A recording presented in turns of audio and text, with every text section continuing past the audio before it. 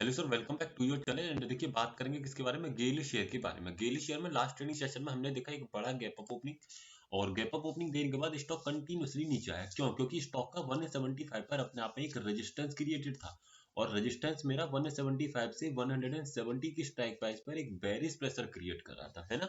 तो इस चीज को चलिए मैं आपको ऑप्शन चेन पर समझाता हूँ। देखिए, यहाँ पर मैंने ऑप्शन चेन गेल शेयर का ओपन किया हुआ है। यहाँ पर आपको क्या दिखाई दे रहा है, समझने की कोशिश कीजिए। यहाँ पर आपको दिखाई दे रहा है कि जो आपका सपोर्ट बना हुआ है वो देखिए कहाँ पर बना हुआ है। सपोर्ट मेरा बना हुआ है 170 पर। किसके कारण है? Open interest and volume both के कारण, यानी कि डबल फैक्टर का।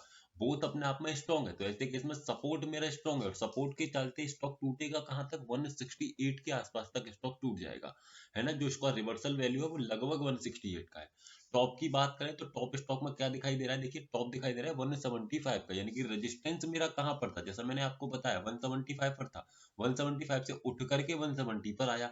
इसका मतलब रेजिस्टेंस की तरफ से बेरिश प्रेशर है, सपोर्ट अपने आप में स्टेबल स्टॉक। तो एक ट्रेड मेरा स्टॉक में कहां से बनेगा? सबसे पहले टॉप की तरफ 174। 174 का रिवर्सल वैल्यू मेरा कितना है? देखिए 172.52, यानी कि 172 सॉरी 174.6।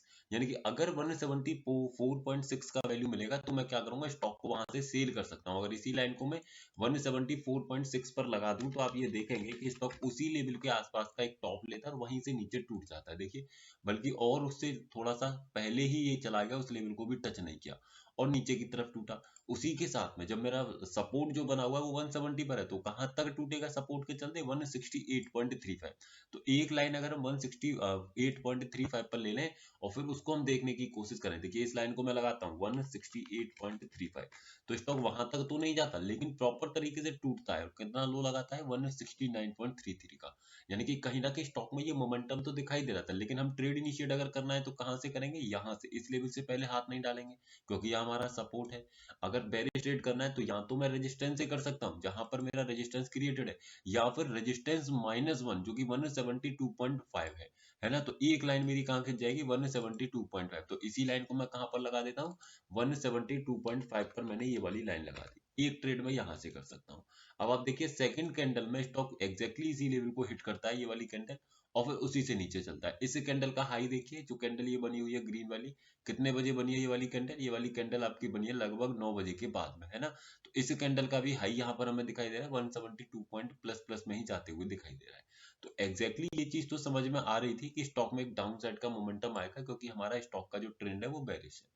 पोजिशनली अगर मैं बताऊं तो देखिए, पोजिशनली स्टॉक में अच्छा दिखाई दे रहा है, अपने आप में फिलहाल के लिए सपोर्ट है ना, बढ़िया दिखाई दे रहा है, क्योंकि स्ट्रॉन्ग है, स्टेबल स्ट्रॉन्ग है। तो ऐसे केस में कहां तक रुकना होगा? लगभग 167.5, उसकी रिवर्सल वैल्यू 166। ये रिवर्सल वैल्यू चेंज होती है ग्रीक्स के अकॉर्डिंग, है ना। ये कैलकुलेशन करके निकाली गई है, जो ग्रीक्स के अकॉर्डिंग चेंज होती रहती है। तो ऐसे केस में एटलीस्ट 167.5 का वेट कीजिए। ये लेवल मिल जाए तो स्टॉक को उठा लीजिए, कहीं ना कहीं आपको 175 का बड़ी आसानी से लेवल मिल जाएगा। यानी कि स्टॉक में एक तेजी दिखाई दे रही है, जो कहीं ना कहीं स्टॉक को ऊपर की तरफ लेकर के चली जाएगी। तो आई होप आप समझे होंगे। वीडियो सिर्फ एजुकेशनल पर्पज है, किसी भी तरीके की बाइंग सेलिंग होल्डिंग की सलाह नहीं दी जा रही है। अगर आप स्टॉक्स में इंट्राडे की ट्रेडिंग करते हैं तो हमारे व्हाट्सएप चैनल को ज्वाइन कर सकते हैं, जिसका लिंक आपको नीचे डिस्क्रिप्शन में मिल जाएगा। Thank you.